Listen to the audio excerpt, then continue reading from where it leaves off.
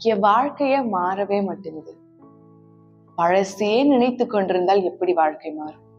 நீங்க ஆண்டவர்கிட்ட ஜெபிக்கிறீங்க, ஆண்டவரே என் ஜெபத்தை கேளுங்க, என் வாழ்க்கையை மாற்றுங்க, ஒரு அற்புதம் செய்யுங்க ஆண்டவரே, என்னுடைய வாழ்க்கையை மாற்ற மாட்டீங்களா? எத்தனையோ பேருக்கு எத்தனையோ நன்மை செய்கிறீங்க, எனக்கு நன்மை செய்ய மாட்டீங்களா? இப்படி நிறைய கேள்விகள் உள்ளத்திலிருந்து தேவனை நோக்கி நீங்க கேட்டுக்கொண்டிருப்பீங்க. ஆனா ஆண்டவர் சொல்லுகிறார், நான் உன் வாழ்க்கையை மாற்ற இந்த நிமிஷமே ரெடியா இருக்கேன்.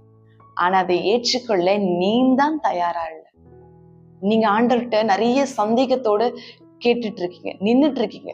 செய்வாரா, போவாரா, ஜெபத்தை கேட்பாரா, இதை மாத்துவாரா, அதை மாத்துவாரா? இல்ல, நீங்க எந்த நிமிஷத்துல கேட்டாலும் 24 மணி நேரத்துல நீங்கள் தான் வேலை பிஸியில இருப்பீங்க. இந்த காரியம் அந்த காரியம், உங்களை தூங்குவதற்கும் இந்த காரியத்தை செய்வதற்கும் மற்ற வேலையை செய்வதற்கும் அத்தனை நீங்க ரொம்ப பிஸியா இருப்பீங்க. கர்த்தர் நீங்க எப்பொழுது அவர்கிட்ட வருவீங்க 24 மணி நேரத்துல அந்த ஒரு நிமிஷத்திற்காக அவர் உங்களுக்காக காத்து கொண்டிருக்கிறார். நீங்கள் போய் கர்த்தர்கிட்ட நில்லுங்கள். அவர் பக்கம் எந்த ஒரு பிரச்சனையும் இல்லை, உங்கள் பக்கம்தான். அதை ஏற்றுக்கொள்ள நீங்கள் ஆயத்தமா இல்லை.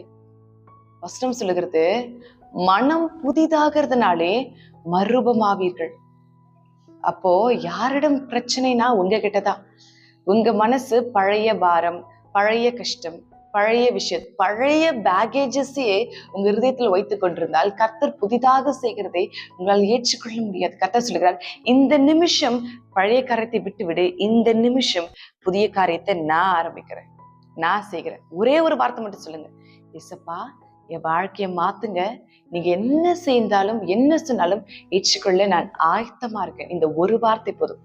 உள்ளத்தின் ஆழத்திலிருந்து அவரை நோக்கி இந்த ஒரு வார்த்தை சொல்லுங்கள். இப்பொழுதே உங்க வாழ்க்கையை தேவன் மறுரூபமாக்க போகிறார். சோர்ந்து போகாதீர்கள், சந்தோஷமா இருங்கள். கர்த்தர் இப்பொழுது உங்களை ஆசீர்வதிக்க போகிறார்.